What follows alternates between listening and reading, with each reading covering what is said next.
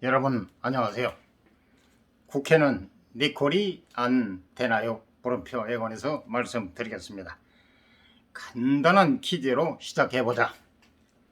민주화 이후 대통령들 가운데 면직 가로 열고 탄핵으로 내몰렸던 사례는 물음표 6명 중 2명 가로 열고 33% 가로 닫고 같은 기간 연 인원 2,000여 명의 국회의원 가운데 의원직 제명으로 물러난 사례는 물음표 제로 가로 열고 의원을 탄핵할 헌법적 근거는 없다 가로 닫고 대통령의 임기는 물음표 5년 단임 국회의원은 물음표 한 번에 4년씩이며 연임 제한이 없다.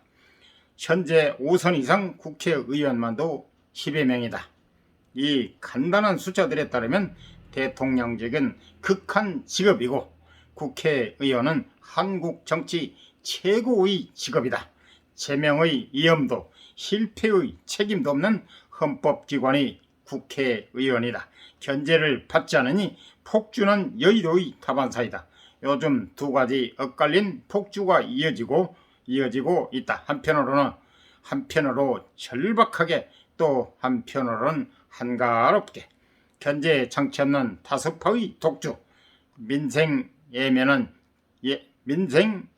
채 정치 이슈 오링 의원 국민 소환제 다시 논의해야 소환제 전제는 의원 평가 체계와 절박한 폭주는 검수완박이라는 이름하에 형사소송법 검찰청법을 개정하려는 거대 야당의 폭주 또 다른 하나는 얼마 전 젤렌스키 우크라이나 대통령 국회 연설 때 드러나는 여야 합동 후 무책임의 폭주 두 사태에 대한 날선 비판은 차고 넘친다.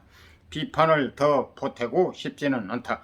그보다는 폭주를 멈춰세우고 의원들에 대한 민주적 통제를 강화하는 길을 생각해 보아야 할 시점이 아닐까 물음표. 국회의원들을 어떻게 민주적으로 통제할지에 대해서는 이미 많은 대안들이 나와 있다. 그 가운데 필자는 첫째, 국민 소환제 논의 부활과 둘째, 의정활동 평가에 초점을 맞춰버려야 한다. 변화의 대안들을 살펴보기 전에 먼저 젤렌스키 대통령의 국회 연설 참사를 통해 드러난 의원들의 무책임과 직무 태만부터 돌아보자. 우크라이나에서 벌어지는 전쟁의 비극은 우리가 살아가는 세계의 차가운 진실을 낱낱이 드러내는 결정적 사건이다. 첫째, 우크라이나에서 평화, 세계화, 경제 통합이라는 근사한 말들은 짓밟히고 있다. 그럴싸한 마루 자리를 메꾸는 것은 강대국, 군사력, 동맹, 첨단 무기로 상징되는 살벌함과 힘의 이력이다. 공동체의 생존 방식이 바뀌고 대결과 동맹의 단층선이 새로 그어지는 결정적 전환 앞에서 의원들은 한가하게 뒷짐을 지고 있다. 냉전의 구도를 뒤집어 놓았던 미중 대탕트 가로 열고 1972년 가로 닫고 글로벌 금융위기 가로 열고 2008년 가로 닫고 때도 그랬듯이 둘째, 동유럽에서 벌어지는 우크라이나 전쟁은 당장 우리 시민들의 삶을 옥죄는 글로벌 에그플레이션의 내관이다. 이미 슬금슬금 오르는 초점을 보여왔던 세계 농산물 지수는 우크라이나 전쟁을 계기로 지난 2달 사이 대략 40%가량 올랐다. 마트나 재래시장에 한 번만 나가보면 보통 사람들의 쪼그라드는 장바구니를 확인할 수 있다. 시민들 삶은 어둡건만 국회는 검수완박 법안을 둘러싼 대충돌에 몰두할 뿐이다. 의원들에 대한 민주적 통제를 강화하는 가장 일반적 대안은 의원에 대한 국민 소환제다. 실제로 몇몇 의원들은 이 제도의 도입을 위해 노력해 왔다.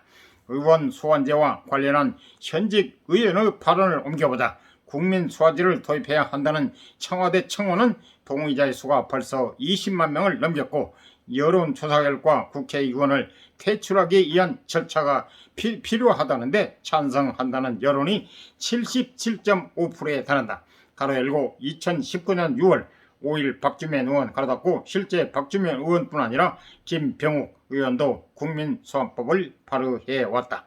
우리는 고전적인 딜레마와 다시 마주한 셈이다. 시민 여론은 국민소환제라는 개혁에 압도적으로 찬성하지만 정작 이를 입법화해야 하는 다수 세력은 대체로 무관심하다. 결국 지금까지 아무 일도 일어나지 않았다. 두 가지 변화가 일어나야만 한다. 첫째, 의원들의 의정활동에 대한 평가 체계에 대한 사회적 합의.